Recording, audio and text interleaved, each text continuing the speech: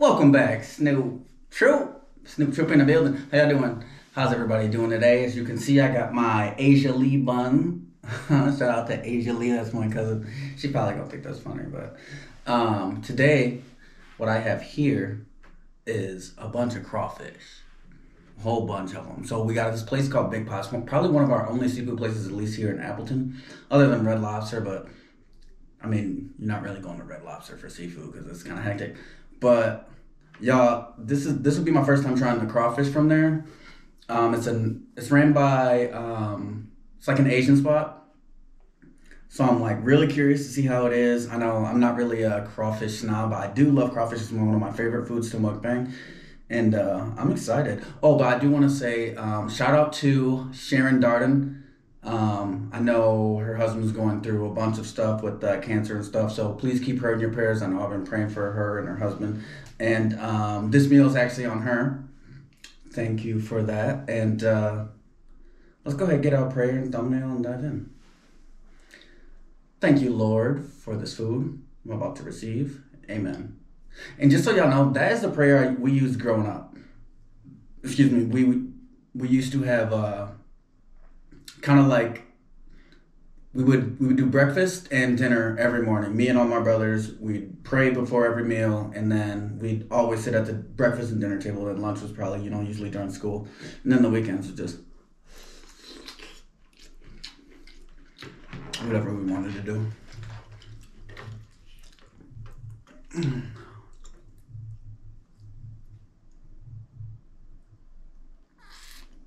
I don't even know if I got a good thumbnail, but we'll see. Corn delivery. Let's see.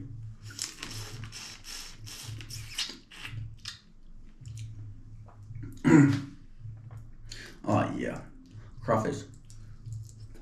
Always smack. Yeah. It's doing the thing. It's giving what it's supposed to give. As the youth say. But yeah, I was thinking about like so many topics I can talk about actually on my live. And somebody gave me like oh, yeah, I got some corn and potatoes too. Somebody gave me, which I took as almost like a condescending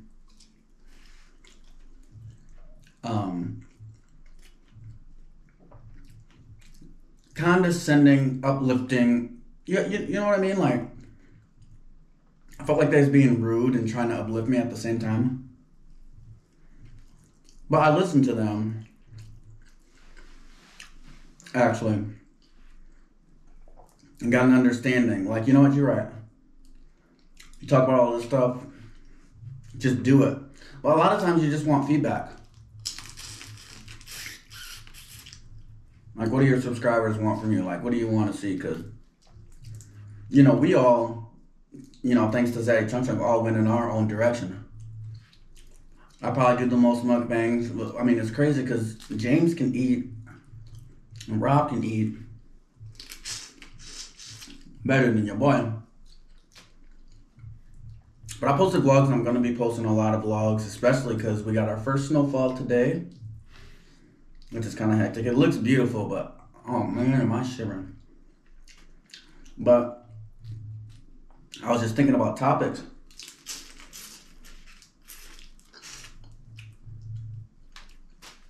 In my exposing Zaddy Chunk Chunk video. Now, I wanted to do with a house. If anybody gonna put it all on the line, I'm gonna do it. But so they was like, talk about your life experiences, your stories and all that. And I'm like, you know what? You're right. And there is one story that I feel is very interesting because I don't think a lot of people have experienced this in their lives, but I have. And to me, it's kind of like makes me the way I am today. I've always been, me, Levante, and Rob have always been like pretty political. There's a lot very pro-black.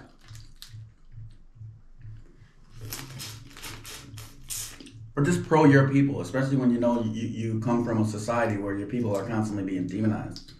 But it's like, bro, I don't care about that. Like, police be pulling me over and I ain't shot nobody. I ain't even got no family that killed nobody. That's not justifying why I'm getting pulled over because Pookie and I'm tripping.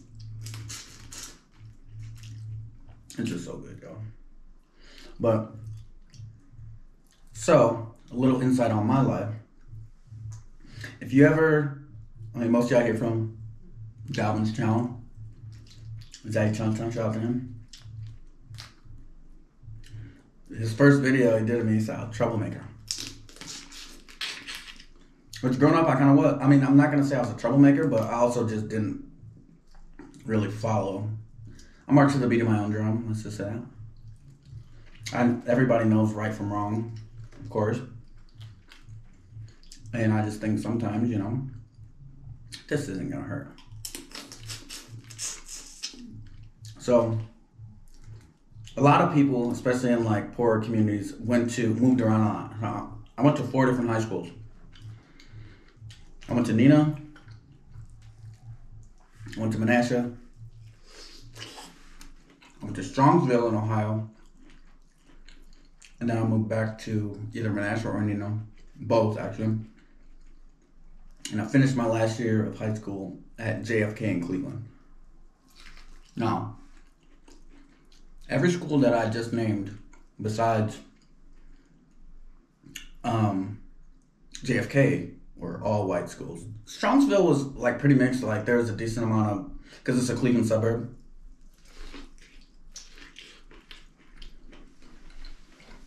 There's a decent amount of mixed in, but it's mostly white. JFK, 99% black. There was, I think, 2 white boys, 1 got expelled, and like 2 white girls. Everybody else was black. There might have been like some Puerto Ricans or something in there, but everybody looked my skin color or darker, like, or the light skins or whatever. But nobody looked.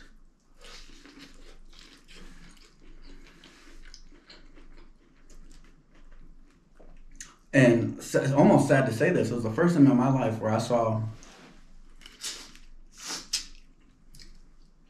other than my brother Mike, like a gang of like light-skinned people that was like almost hood to a sense. Because usually like all the light-skinned people out here are like mixed. But there's a difference between mixed and light-skinned, but I'm not going to get into that.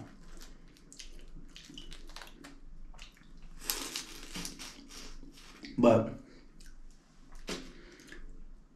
the dynamics of the schools were so different.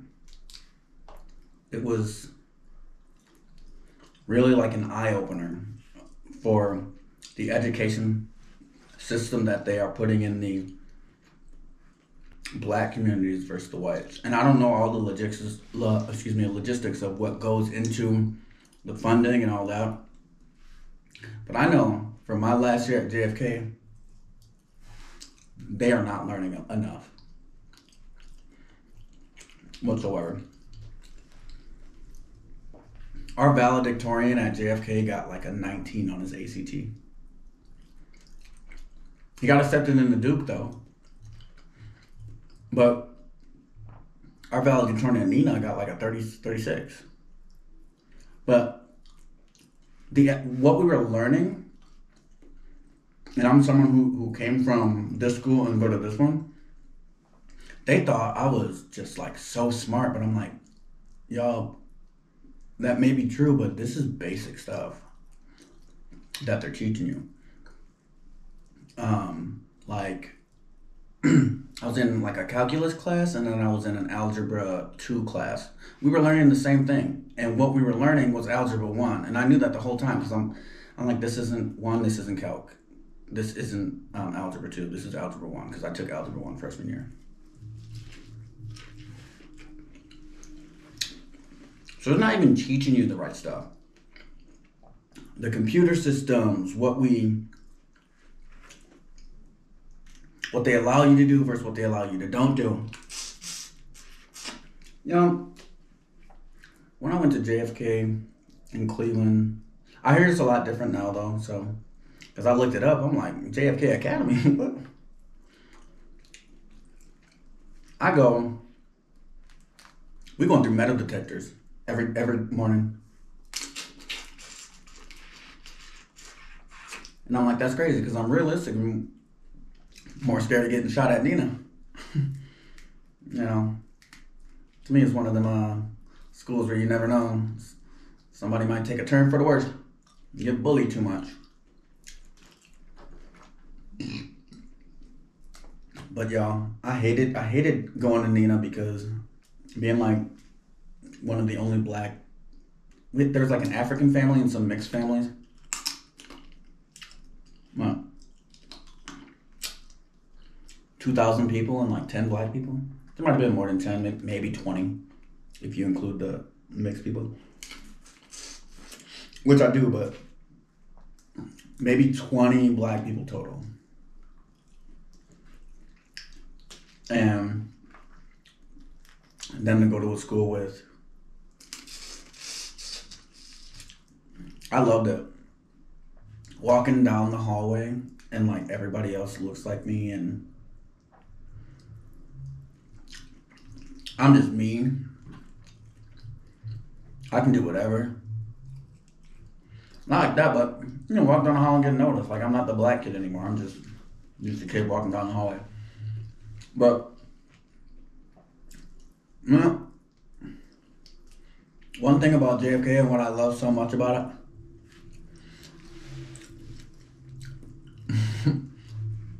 I'm a type of person, I like to make jokes. I'm gonna make jokes, and I'm a rib and I'm a roast. But I also like to feel out the playing field first, So at that time in my life, I guess I was kind of like in a garlic butter, delicious. At that time in my life, I was a very much of like, when I felt like I was restarting my life over, I'd like shave my head and beard and almost like as like a cleanse. So I did that when I got to school, probably like a week or two into it. Oh, these boys flame me so hard. Random kids I don't know coming up, grabbing my head. Ain't nobody smacking my head, but I had somebody run up down the side of the hallway, slide on his knees while pointing at me, laughing like he was in You Got Served. You got a boy. So the cool thing about is after that I kept my hat on for like 2 weeks. And one time the teacher's like, you gotta take your head off, and I was like, I'm bald. He was like, all right, you're good. They wasn't on no trash like that. The teachers were really cool, but a lot of times they didn't know what you were doing. Either you got teachers that don't care and like going through the motions, or you got teachers that are like overly caring, like lean on me type style. And they would blame the middle schools or whatever, and I'm actually like really proud because I see so many people. My guy Shari, actually, shout out to Ashari. He told me back at JFK that he wanted to be a pilot. And me thinking, I'm like, boy, we are not learning anything here. But went to Ohio University, I think. Joined the Army. He's a pilot now. And I hope to do a video with him too, because he be traveling all around the world. He be just flying. And I'm like, that is so dope that you came from JFK, because the school system sucks. It was a fun time being in there. We ran track together, so we've been cool. He's probably one of the only people that I've like kept in touch with from JFK.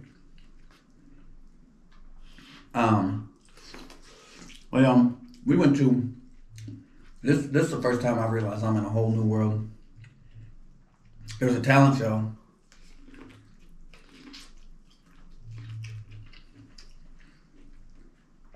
They're letting all the students in to the talent show. And they just like playing music or whatever. Y'all, I walk into this, they are playing It's probably stuff all in my teeth. Corn. They're playing Make It Rain by Travis Porter with no edits.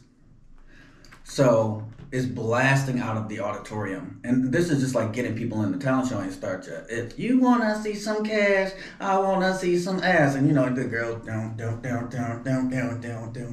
girl's walking through. I'm like, where am I? This is crazy. So Nina, they probably playing violins. I'm like, this school is turned up to the max. That's how I actually did love it.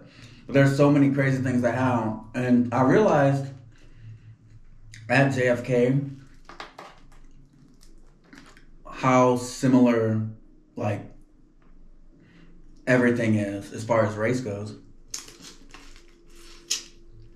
Because in Nina, in Menachie, you have the popular kids, which is usually the people who played sports. Menachie was more of the football players. Nina, it was more of whatever team is doing the best. So a lot of times it'd be basketball for Nina. JFK, same way. Track, football. You good at sports, you're probably popular. The basketball kids was the most arrogant. Oops, I got one. I'm not eating that. The basketball kids was the most arrogant, kind of like walking through the halls, like broader shoulders and stuff like that. But they're usually the popular kids and the funny kids, and then you have the nerds, you know, walking around doing the Naruto stuff or wearing the skull candies. And the only difference I noticed is, well, and then of course you got the baddies, and then you have the ratchets. Which every school got ratchets, white, black, don't matter.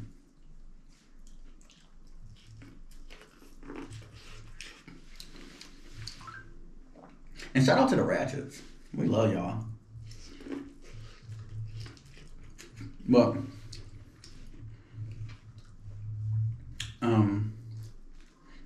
what was I about to say? Oh, the similarities is they all got, you know, these specific crowds, like, and I don't know, maybe thanks to Lil Wayne, you got the skateboarders, you got the tough guys, you got the hood dudes. Some of the biggest differences was, in Nina, I've never experienced anybody dying in school. JFK, it was like somebody was always dying, which I think was really sad, gun violence and stuff. Maybe once every 2 months. Or people would come in just super crazy because their brother died, or somebody I was talking to died, you know, shot and killed. And that was just like sad to deal with, watching people just like be so frantic over losing somebody. I really hated that, but I really like observed like the life and like kind of like understood like, man, you have to go through both systems to really understand. I'm someone that's been through both systems, and I understand and I get it.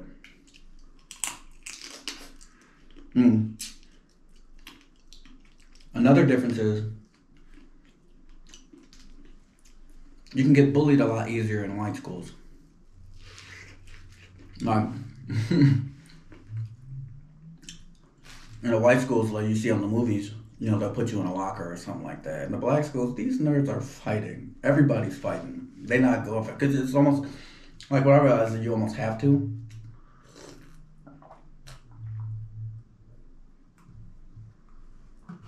Some Red Bull. You almost have to. So I actually got a funny story. And I just got a few stories, but I was in Cleveland. I normally didn't get into anything because I did indoor track and then I did outdoor track. So I was literally always stayed after school, way after, you know, everybody left. So one day track was canceled. Yeah, I leave early. And even if that, I would play in the rec. I played in the league in the rec, or I would just go to the rec and play, which the rec is like pretty close to the school. You know, I'm walking home.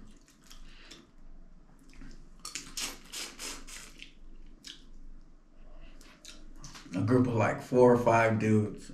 I'm on the other side of the street. They was like, "Hey, come over here." I was like, "Oh no." I was like, "What do I do?" So I walk over there, and they start asking me like, "Where you from? What hood you from?" And yada yada yada. And they just asked me, and I'm just like, And one dude in the back came out from the back of the group. It was a few guys, and he's like, "Oh no, he cool. He be hooping. He be hooping at the rec. Yada yada. He cold. Yada yada." And it's like, "Oh, all right, all right." And I was like, "Whoo!" The boys was about to dog me for no reason, and I got saved because I was a hooper. It's just crazy because a few years later, that same dude that saved me got killed. He got shot and killed. Somebody posted on Facebook like, "No," and I'm like, man. They have like these OGT. Ohio has OGT, which is I don't remember what it stands for because that was so long ago. I don't even know if they still do it. But so many people were like frantic about not being able to graduate. So when I did my test, I had so many people my answers. I had for the rest of the school year, I had people coming up to me like thanking me because I helped them graduate high school and stuff like that. I'm like, "Y'all, this stuff I learned in like 7th grade. This is easy stuff." But they never learned it, and now they're struggling to pass it. And it's not Ohio. It was just this school system, or maybe Cleveland public school systems in general. Well, my sister actually 7. If you go watch my video with Carter, she went to a nice school. I forget what school she went to. She went to a nice school. It's just like JFK was a hectic one. There's a bunch of hectic ones in Cleveland, and I don't know if it's changed, but ruining people's lives because you're not teaching them what they need to be taught. You got people's family getting killed on the weekends, and that really just sucks. But my time there, I enjoyed it so much. It made me like want to be back in school again because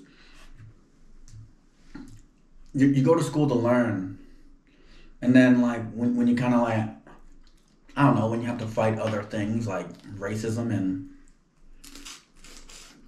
certain prejudices and stuff,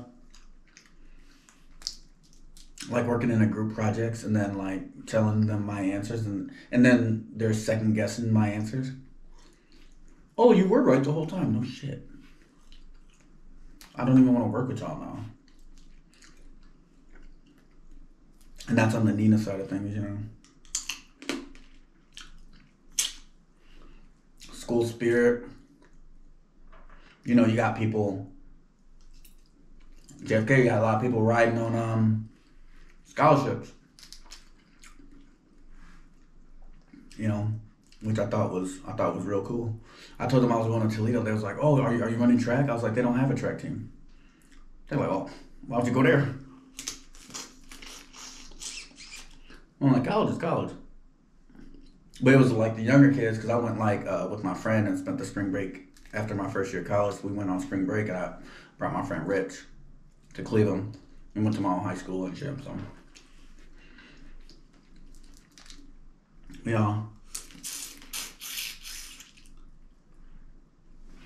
the differences is like astronomical, and it's almost like something needs to be done if we're going to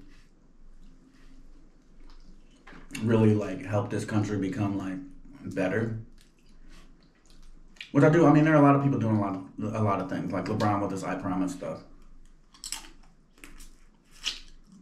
Hate the man all you want. I think Kanye West might be starting a school too. A school too. Which I think is really awesome. I think it's really dope. It's probably one of my more deeper videos, but I mean, I don't get that deep. As someone who's been on both sides of the spectrum, as far as white schools and black schools, I'm telling you, they're not teaching us on that side. maybe not even black schools, because the school Seven went to, maybe more inner city schools. Because Seven went to an all black school, but she was getting taught. I wish I knew the name of her school. Maybe I'll find out and then I'll add it. Give them a shout out too. Start with a J. I don't know. But it was one of them schools I think you had to like apply to get in. I think a lot of inner city schools do that, or like big city schools do that. Like you apply to get to the certain school. I just went to the closest school in the neighborhood, so I didn't care to do all that. But Nina, because I was far behind, I just didn't want to go to school. So I hated it. I hated all the racism. I hated like, I was talking to my guidance counselor because I saw there was a school, I forget the name of it, but they didn't care about your grades or anything like that. As long as you can get like a 23 on your ACT, then you can, they'll accept you. That's all you need. And I'm like, all right. So I was talking to my guidance counselor because, they try to, and this is Indiana. And I'm like, well, this school. And she's like, well, I'm not sure if you can do that. She's like, the best option for you is to just go get your GED. Yeah, I swear to God, she told me. When I told my dad, she told me this. I didn't tell my dad for a few years later. He flipped. That's not something a guidance counselor should be telling a 16, 17-year-old student. Well, anyway, I graduated with my high school diploma and I went to college. I never finished, but that's beside the point.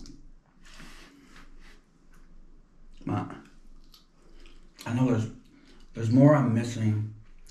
Oh, last story. This is the story I wanted to tell. So, this is a story at JFK. And really had me like,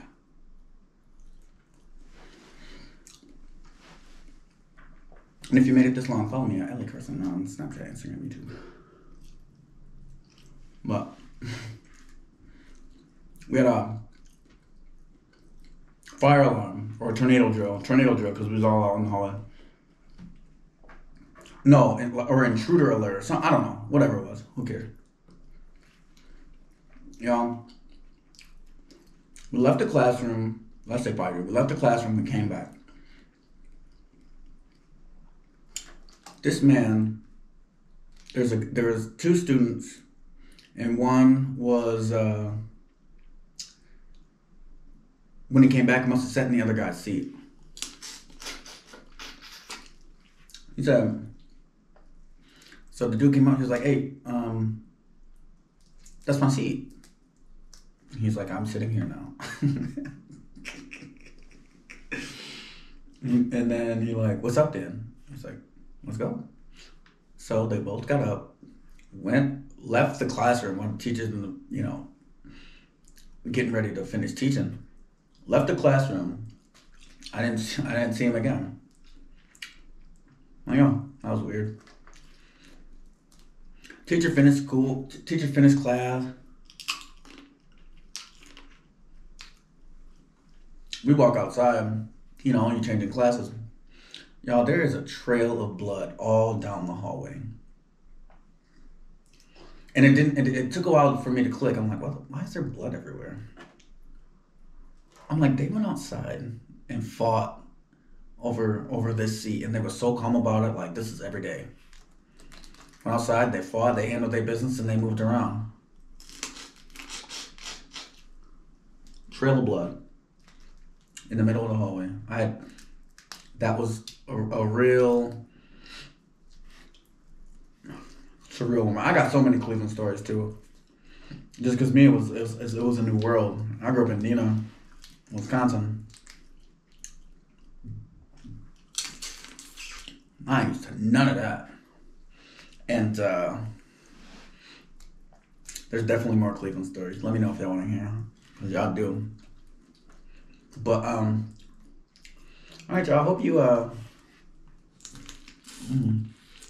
Enjoyed this video because these crawfish is biggity banging, biggity banging. Big pot, you did your thing on this one. You did your thing. You did your thug thistle. All right, y'all. I know there's something I'm still forgetting. Something more I want to say. But follow me, y'all, on Instagram. Snoop TV is. Oh, keep my shit been going. Oh, see, no, you are not my bro. Please quit acting like you know me.